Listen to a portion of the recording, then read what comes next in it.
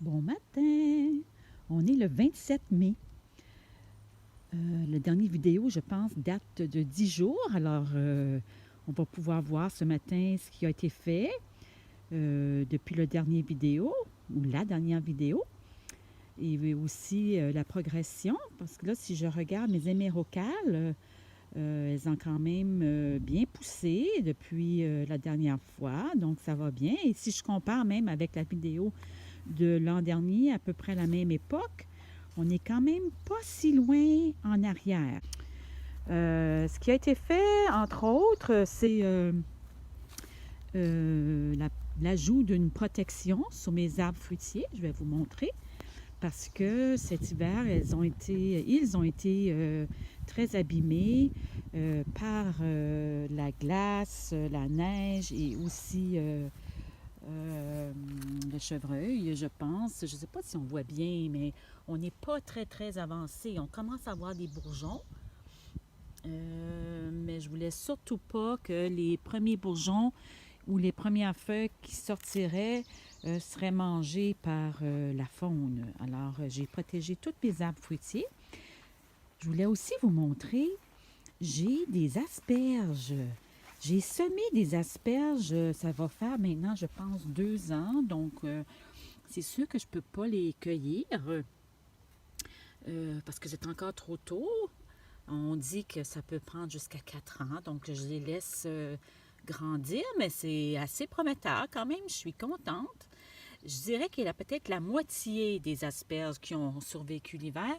Tout ce côté gauche ici, je vais en ressemer d'autres ce matin. Donc, je les ai fait tremper, les graines, 48 heures, puis je vais les ressemer.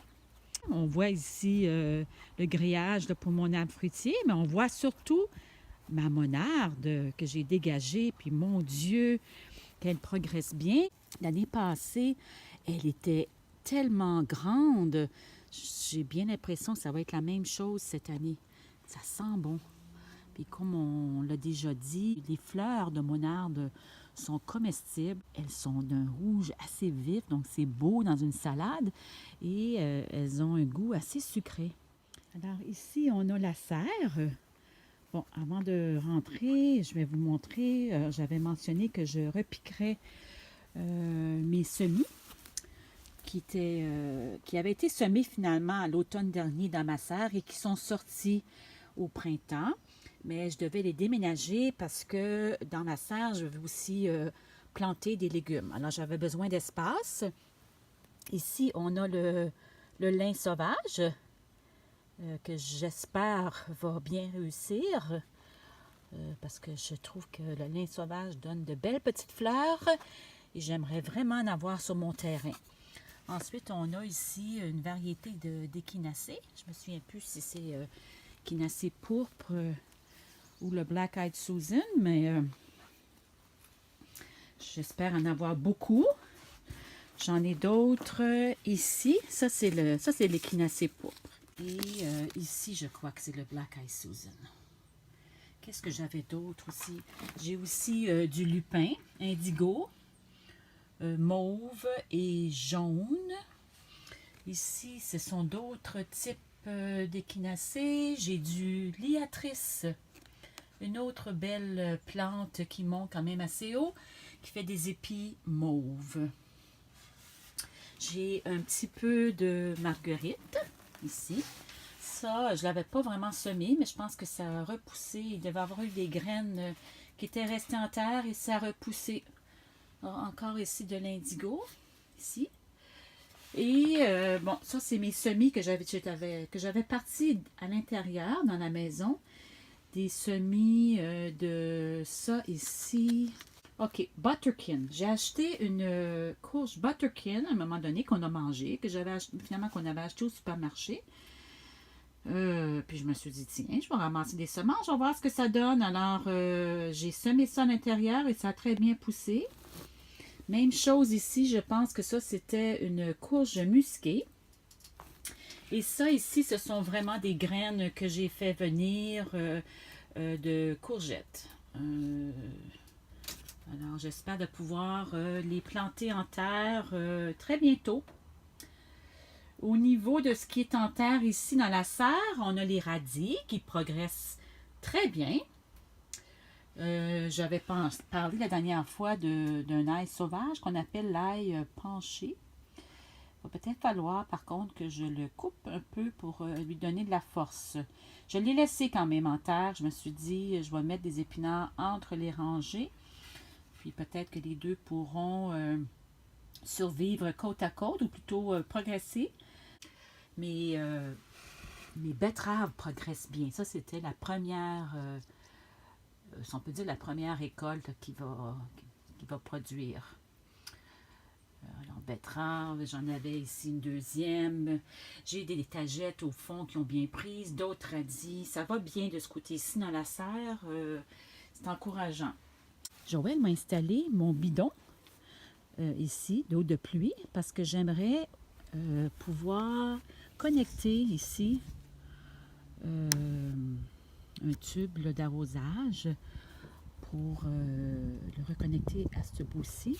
Puis on l'a mis en hauteur pour que lorsque ce sera plein, on pourra mieux récupérer l'eau qui servira à arroser mes plantes dans ma serre. L'an dernier, on s'était fait manger beaucoup nos légumes à feuilles. Alors, on a décidé de mettre des couvercles sur les bacs élevés. Ça devrait aider. On a pris du grillage quand même assez fort, du grillage de poule. Alors, cette semaine, j'ai fait des semis de carottes, mais ça va prendre quand même quelques semaines avant que ça sorte. Et de ce côté-ci, j'ai semé gourgane, un peu de capucine, des navets. Mais ça sera à suivre. Maintenant, on voit ici les bacs à fleurs.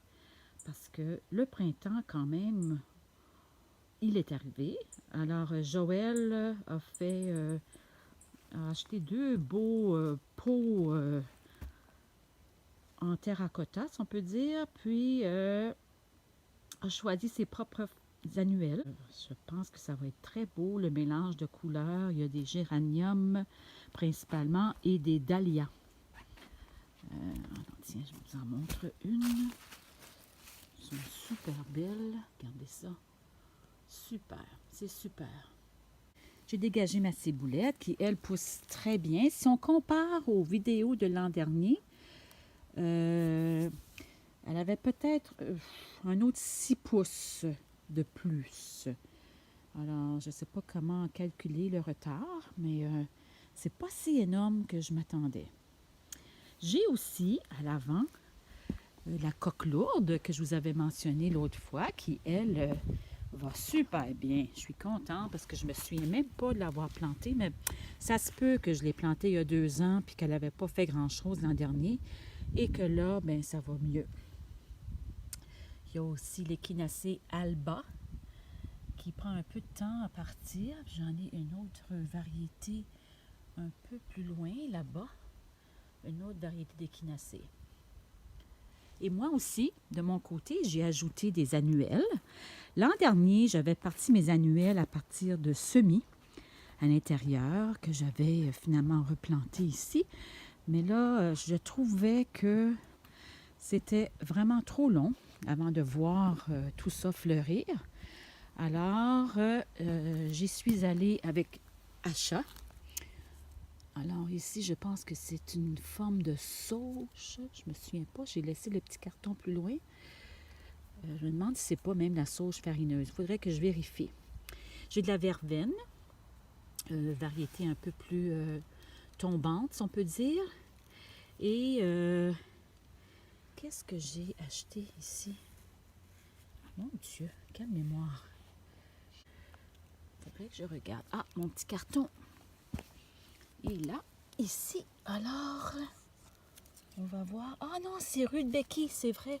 Rudbeckie Toto. Qui, elle, est plus petite que le Rudbeckie que l'on connaît. Alors, ça devrait être vraiment beau.